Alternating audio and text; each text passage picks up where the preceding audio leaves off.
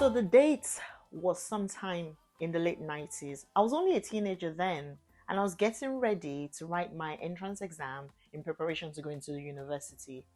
I was placed in an examination center known as the Special Center. Now, that was my first encounter with exam malpractice.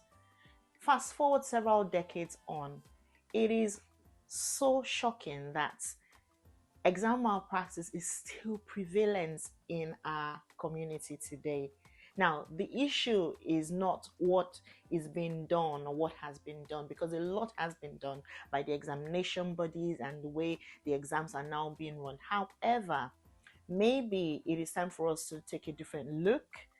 It is time for us to think of a different approach, because this issue is still prevalent, it is still endemic, it is still going on.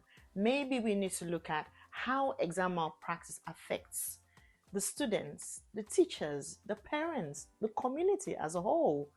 What does it do to our psyche? What does it do to our mental well-being?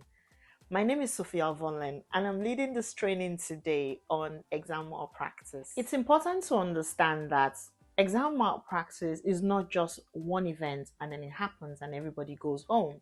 No, the impact is far reaching. And I'm going to talk about some of the impacts and the effects it can have on the student, the teachers, our society as a whole. The first impact of exam malpractice is the degradation of our educational standards. When exam malpractice is prevalent, when cheating is prevalent, it means that our educational standards are reduced to almost nothing. The reason for that is cheating and the malpractice and things that happen with the malpractice, be it the leaking of the papers, the bribery of the exam officials, or a student cheating through some means, or even impersonation of an exam candidate. All of those things, all of those actions undermines the value of our education system. And that is why exam malpractice is a problem.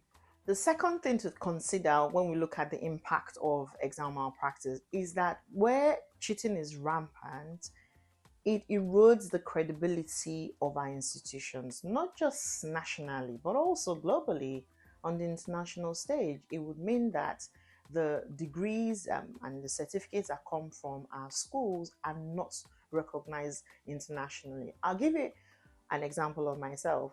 I graduated from university with a second class upper with a very high GPA. But by the time I moved abroad, my certificate was devalued to a third class.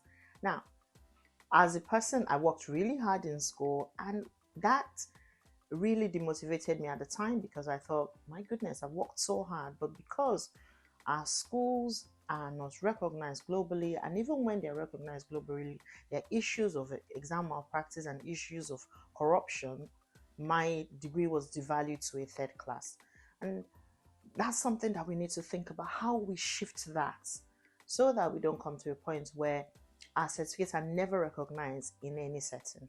So where there is exam malpractice, the third thing that it could result in is unfair advantages and disparities. It creates an uneven playing field. So you think about student A and student B. Student A has worked really hard, has been honest, and then student B has cheated. And so immediately there is that disparity. And for student A, that student could become demotivated and uninterested in doing more with their education, just because they know what has happened and that someone else has cheated and has gotten even better results than them.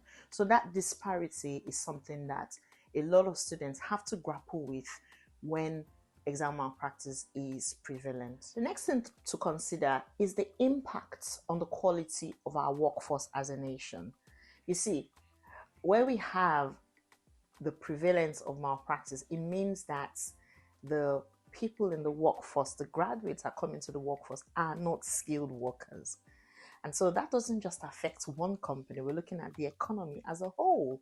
And so exam malpractice is not just one student, one school, one teacher, or whoever else is involved in it.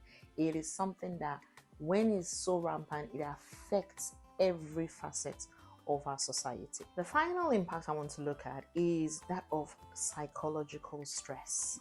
So for a student who might not be interested in cheating and might just want to work hard and do well on their own merits, they might experience a lot of anxiety and become worried, knowing that their hard work is not enough.